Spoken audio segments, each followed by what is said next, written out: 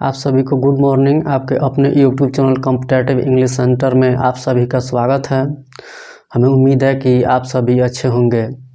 जैसा कि आपने थंबनेल देखा ही होगा कि daily dose of 30 minutes to improve English. हाँ दोस्तों, तो ये बिल्कुल सही है कि हम प्रतिदिन 30 मिनट ही पढ़ते हैं और उसी से अपना इंग्लिश बेहतर बनाते हैं। ठीक है, ये हमें चाहिए कि हमें जितना भी पढ़ाया जाता है उसको अच्छा से हम नोट करें, उसका अच्छा बहुत बेहतर ढंग से नोट्स बनाएं और 3 से 4 बार रिवाइज करें। ठीक है, कल के लिए उसको नहीं छोड़े।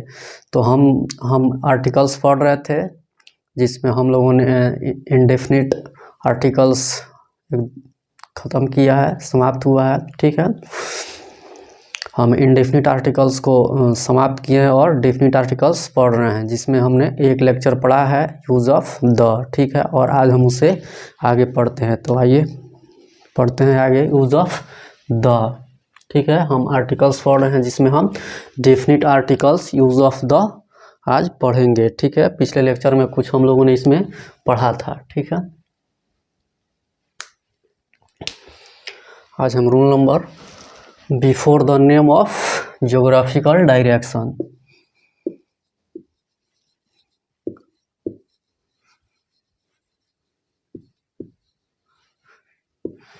Geographical direction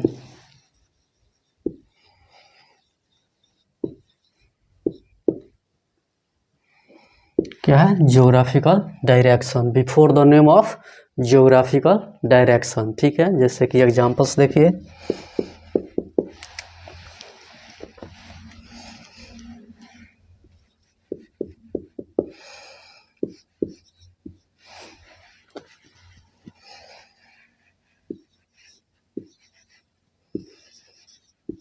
In the east,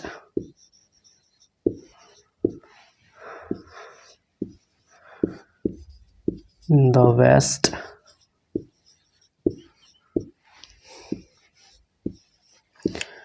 in the north, ठीक है, in the साउथ। ठीक है, ये क्या है? ईस्ट वेस्ट नॉर्थ साउथ, ये क्या है? ज्योग्राफिकल डायरेक्शन है। क्या है? ज्योग्राफिकल डायरेक्शन है।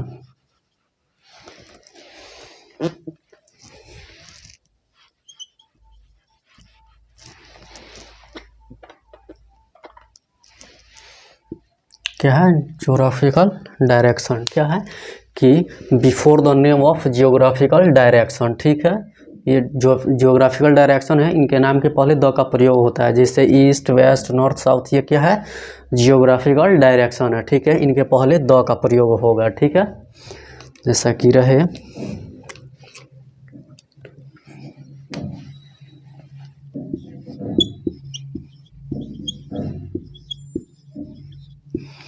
ईस्ट टू वेस्ट या फ्रॉम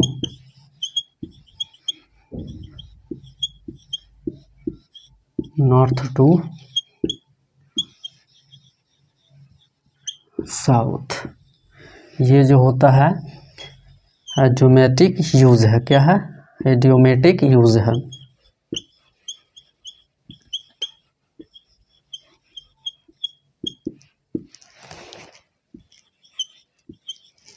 ठीक है, क्या है? एडियोमेटिक यूज है। इसमें ईस्ट या वेस्ट के पहले द का प्रयोग नहीं होगा। ठीक है, इसमें नॉर्थ और साउथ के पहले द का प्रयोग नहीं होगा। क्यों? क्योंकि क्या है? एडियोमेटिक यूज है। ठीक है, ये होगा from east to west, from north to south. ठीक है, लेकिन ये जो है ज्योग्राफिकल डायरेक्शन है और ज्योग्राफिकल डायरेक्शन के पहले द का प्रयोग होता है before the name of geographical direction. ठीक है, ये क्या है? ईस्ट वेस्ट नॉर्थ साउथ, क्या है? ये ज्योग्राफिकल डायरेक्शन है, इसलिए इनके पहले द का प्रयोग होगा। लेकिन ये from east to west, from north to south, ये एडियोमेटिक यूज है। ठीक है, एडियोमेटिक यूज में हम अपने से कुछ भी ना ऐड कर सकते हैं और ना कुछ हटा सकते हैं। कोई भी चेंज किसी भी परिस्थिति में नहीं होता है एडियोमेटिक यूज में, जो है वो हमेशा रहेगा। ठीक है, जैसे है कि फ्रॉम ईस्ट टू वेस्ट, तो ये हमेशा किसी भी परिस्थिति में ठीक है, हर समय फ्रॉम ईस्ट टू वेस्ट रहेगा। ठीक है, ये है कि फ्रॉम नॉर्थ टू साउथ, तो हर परिस्थिति में ये क्या फ्रॉम नॉर्थ टू साउथ रहेगा, इसमें कहीं कोई चेंजिंग नहीं होगा। ठीक है, ये देख लिए कि ज्योग्राफिकल डायरेक्शन के पहले भी द का प्रयोग होता है, in the east, in the west, in the north, in the south. इसमें जो ईस्ट वेस्ट नॉर्थ साउथ है ये क्या है, ज्योग्राफिकल डायरेक्शन है। ठीक है, और इनके पहले द का प्रयोग होता है। ठीक है, समझ लिए।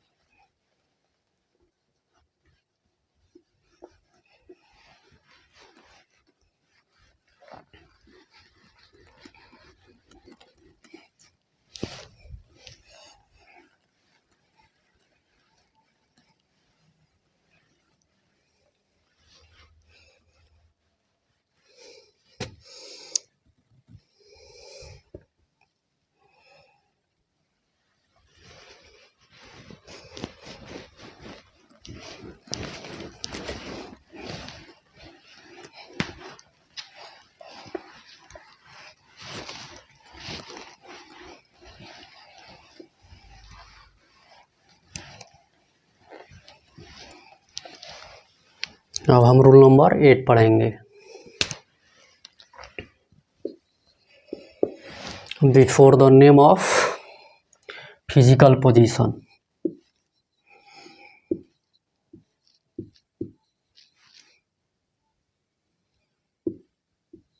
Physical position.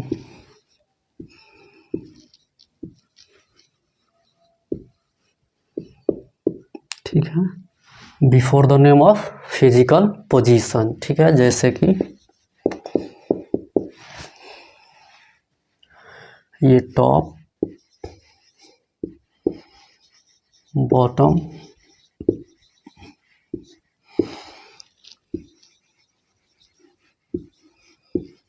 मिडिल,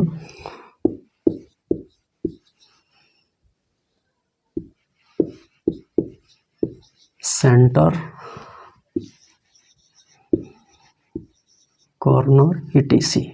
ठीक है, ये क्या है, फिजिकल पोजीशन है। क्या है, top, bottom, middle, centre, corner. ठीक है, ऊपर, नीचे, मध्य में, केंद्र, कोना। ठीक है, ये क्या है, फिजिकल पोजीशन है। क्या है, ये फिजिकल पोजीशन है। ठीक है, जैसे कि रहे ही cried at the top of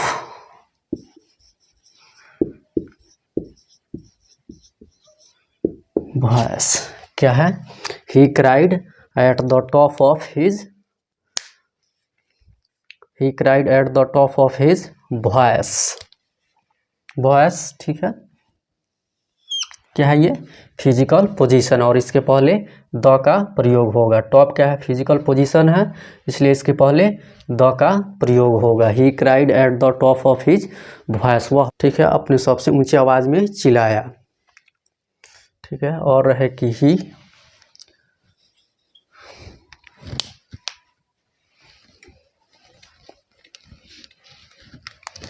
she was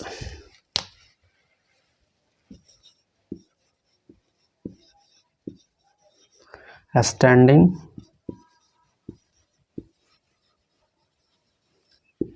at the bottom of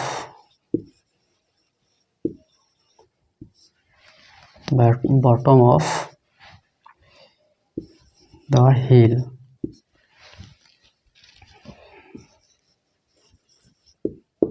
ठीक है, क्या है, she was standing at the bottom. यहाँ पे देखिए एट द बॉटम, और बॉटम क्या है, फिजिकल पोजीशन है, इसलिए इसके पहले द का प्रयोग हुआ है। At the bottom of the हिल, वह शी वाज स्टैंडिंग, वह खड़ी रही थी, at the bottom of the हिल, पहाड़ के नीचे, ठीक है, खड़ी रही थी। ठीक है, यहाँ पे क्या है कि before the name of physical position, ठीक है, फिजिकल पोजीशन क्या है, top, bottom, middle, centre, corner, etc सब क्या है, फिजिकल पोजीशन है। ठीक है, तो इनके पहले द का प्रयोग होगा, जैसा कि देखिए आप कि he cried at the top of his voice, वह अपने सबसे ऊंचे आवाज में चिल्लाई।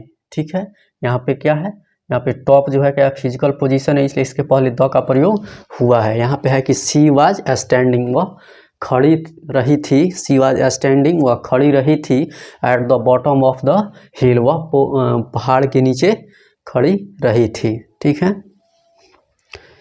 She was standing at the top of the हिल। ठीक है, यहाँ पे बॉटम क्या है, फिजिकल पोजीशन है, इसलिए इसके पहले द का प्रयोग हुआ है। ठीक है, तो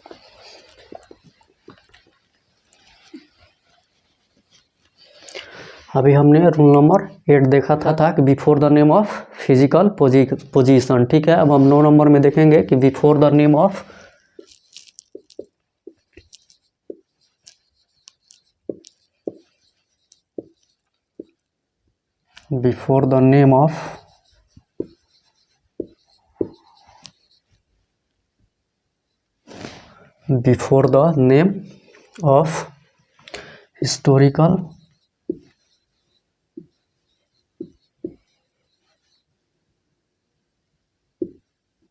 before the name of historical empire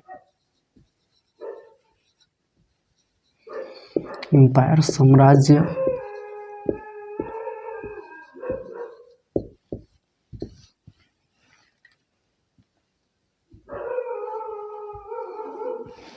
ठीक है, एम्पायर साम्राज्य क्या है कि before the name of historical empire साम्राज्य, डायनेस्टी वंश,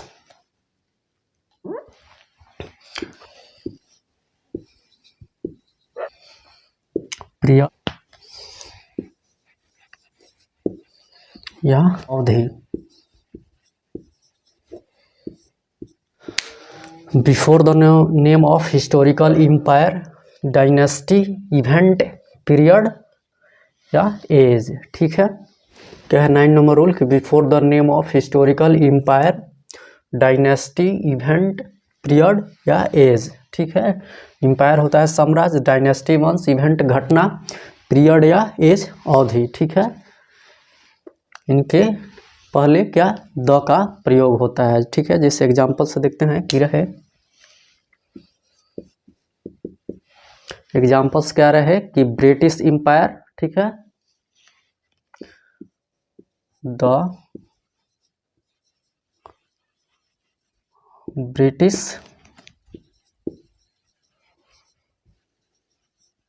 एम्पायर, द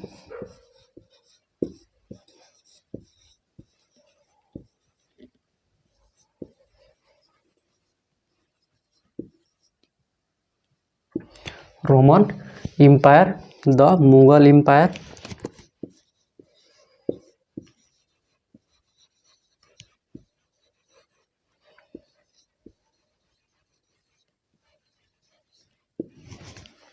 क्या रहा है कि the British empire, the Roman empire, the Mughal empire. ठीक है, क्या है the British empire, the Roman empire, the Mughal empire. ठीक है, क्या है कि before the name of historical empire, dynasty, event, period या एज। ठीक है, साम्राज्य, वंश, घटना या अवधि। ठीक है, तो यह है ब्रिटिश एम्पायर, ब्रिटिश साम्राज्य, रोमन एम्पायर, रोमन साम्राज्य, मुगल एम्पायर, मुगल साम्राज्य। ठीक है, आप देखेंगे कि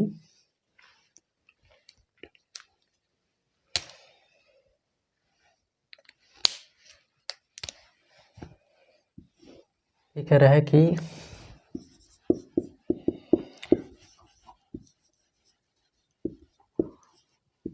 मौर्य डायनेस्टी,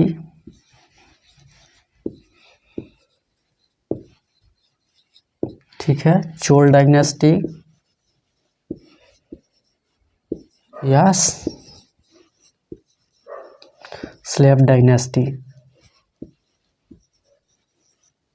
ठीक है, डायनेस्टी मौर्य वंश, चोल डायनेस्टी, चोल वंश, स्लेव डायनेस्टी क्या है कि British empire, Roman empire, Mughal empire, Maurya dynasty, ठीक है, मौर्य वंश, चोल डायनेस्टी, चोल वंश, स्लेव डायनेस्टी, स्लेव वंश। ठीक है, समझ लिए। इसमें और देखते हैं हम, एम्पायर हो गया, डायनेस्टी हो गया, अब इवेंट देखते हैं। ठीक है,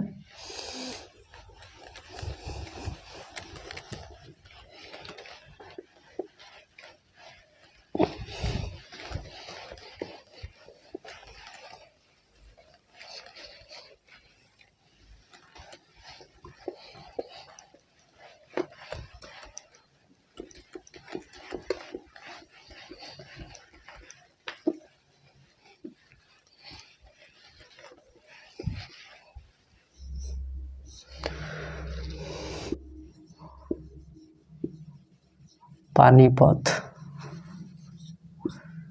क्या, battle of Panipat.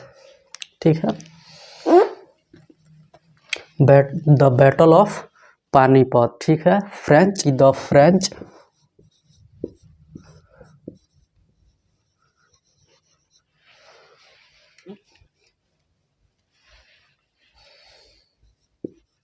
French revolution,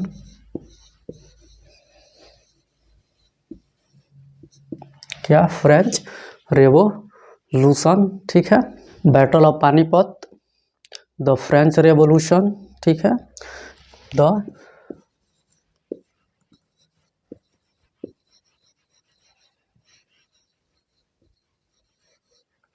industrial revolution,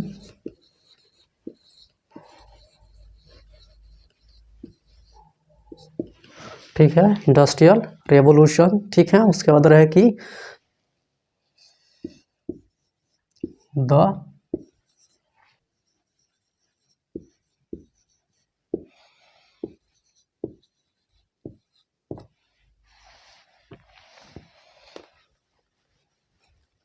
Russia revolution.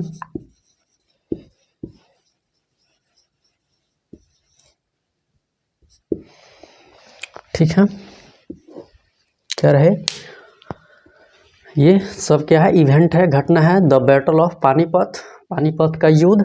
ठीक है, द फ्रेंच रेवोल्यूशन, फ्रेंच क्रांति। ठीक है, उसके बाद रहे कि इंडस्ट्रियल रेवोल्यूशन। ठीक है, औद्योगिक क्रांति, रसिया रेवोल्यूशन। ठीक है, रसिया क्रांति। ठीक, समझ लिए, इवेंट हो गया।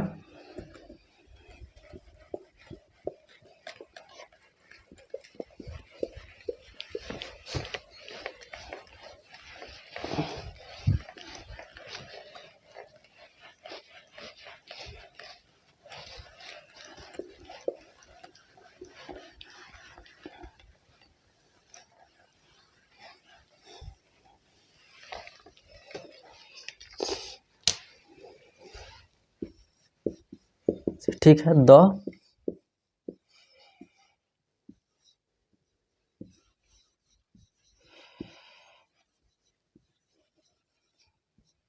ठीक है, क्या है कि द एलिजाबेथ एज। ठीक है, द विक्टोरियन एज। ठीक है, ठीक है, द मिडिल एज। ठीक है, क्या है, द विक्टोरियन एज। ठीक है, समझ लिए। उसके बाद रहे the Elizabeth age, the Victorian age, the middle age. क्या रहे कि द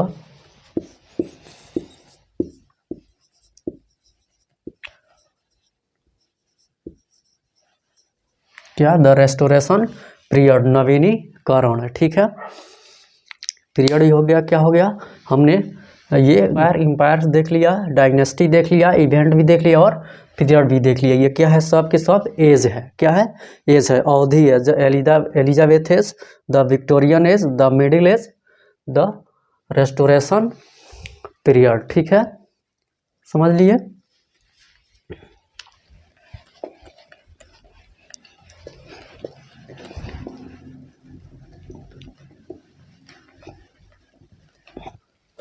रहे कि द फर्स्ट वर्ल्ड वार। ठीक है, या तो द फर्स्ट वर्ल्ड वार, या इसको हम बोल सकते हैं कि वर्ल्ड वार, क्या, वर्ल्ड वार। क्या रहे कि आप इसको ऐसे लिख सकते हैं कि the world war, the first world war या वर्ल्ड वार फर्स्ट, यहाँ पे हम लिख सकते हैं। ठीक है, कि द फर्स्ट,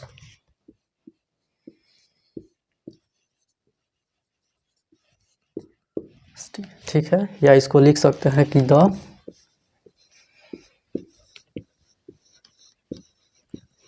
सेकेंड वर्ल्ड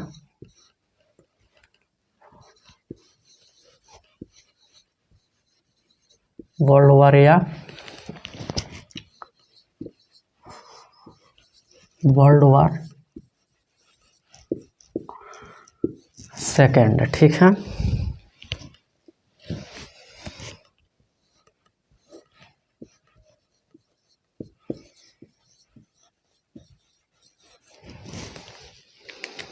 समझ लिए कि आप इसको ऐसे लिख सकते हैं कि द फर्स्ट वर्ल्ड वार। ठीक है, क्या, द फर्स्ट वर्ल्ड वार या वर्ल्ड वार फर्स्ट। ठीक है, द सेकेंड वर्ल्ड वार या वर्ल्ड वार सेकेंड। ठीक है, समझ लिए।